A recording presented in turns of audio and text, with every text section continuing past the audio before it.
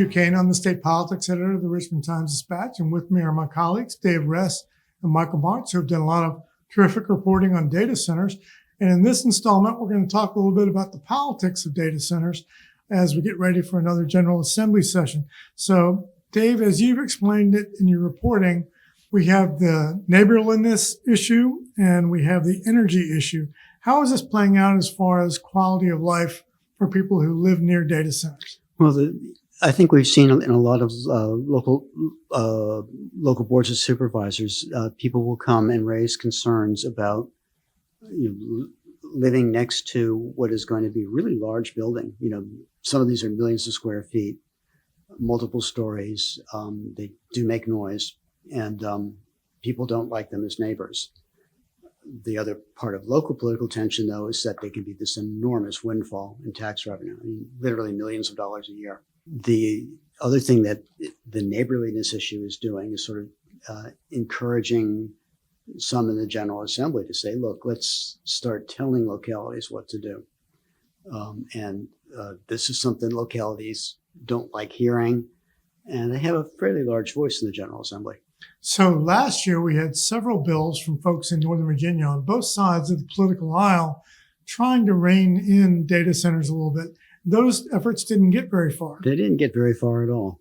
Some of them were quite extreme, and I don't know that they're going to reemerge again. But for instance, having the State Corporation Commission issuing a permit for a new data center, the commission, which is what regulates electric rates, I don't believe has ever had the authority to say a user can or can't come. The other issue is going to be sort of who pays. Do we need to redo yet again our regulatory regime in Virginia? And then finally, there's going to be the issue of how do we produce enough power without undermining our, legislators' strongly felt conviction about getting Virginia to zero carbon emissions by 2045 for Dominion. And Michael, there are some big players on this issue as far as campaign finance goes, right? Well, Dominion Energy is always a big player, but also Clean Virginia, and through the Clean Virginia Fund, it helped finance the victorious campaigns of Governor-elect Spanberger, the Lieutenant Governor-elect Hashmi, and Attorney General-elect Jay Jones, and quite a few members of the General Assembly.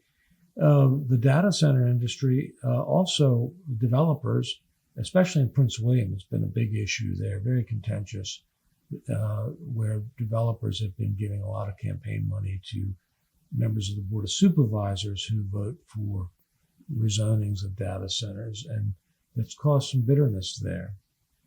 Now, outgoing Governor Glenn Youngkin has been adamant in his State of the Commonwealth address last year and in speeches subsequently where he says these decisions have to be made locally because he sees it as an economic development issue. So, Michael, you've seen sort of some indications of that where some folks don't want data centers, but other folks in some rural communities would welcome them, right? Right. Well, we heard from someone on the House Appropriations Committee from Southwest Virginia raised to say, well, if Northern Virginia doesn't want them, then we'll be happy to have them. But Northern Virginia does want them for the tax revenue. I think what the question in terms of local government control also is not just state versus local. We're a Dillon Rule state, so the localities, local governments, they can only do what the state allows them to do through statute. They have to go to the General Assembly, lobby for that, and there are always forces that don't want to give them power to, for example, consider energy use and consumption in their decisions about data center projects, or the energy infrastructure that would be required to meet them with power lines and substations and whatnot. So as you can see, from the energy issues to the quality of life issues for residents who live near data centers, these are some enormous and challenging issues for the General Assembly, which will return in January. So I want to thank again my colleagues, Dave Ress and Michael Martz, for their terrific reporting on this issue. And we encourage all of you to continue to follow our coverage on richmond.com and in the Richmond Times-Dispatch.